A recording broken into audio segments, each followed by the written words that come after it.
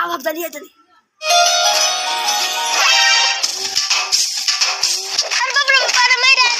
का रे तो कितना बार समझाले वाली कि दूसरा के दुआरे पे खेले कूदे मत जाइए, अभी डाइन भूत का टाइम चला था।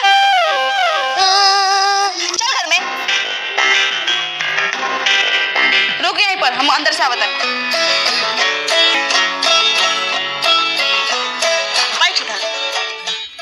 अंतर मंतर जादू टोना अंगना दुआर घर के कोना सब अड़ोसिया पड़ोसिया पट्टीदार से बचा के रखा है काली माई। थुक थुको।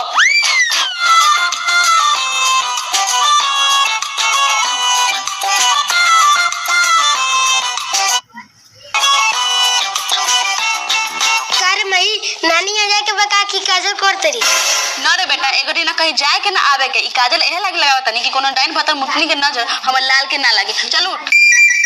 तब तो मैं सब कोई अपन बेटा के काजल लगावत है। हां कार में डाइन कैसे रहले सो ओकनी के गोर उल्टा होला का?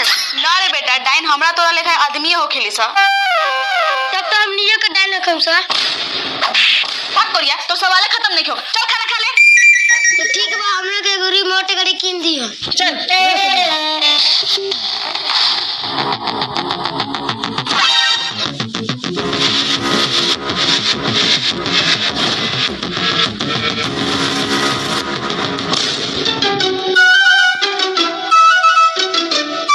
আমার ছেলে তুমি মিষ্টি খাও।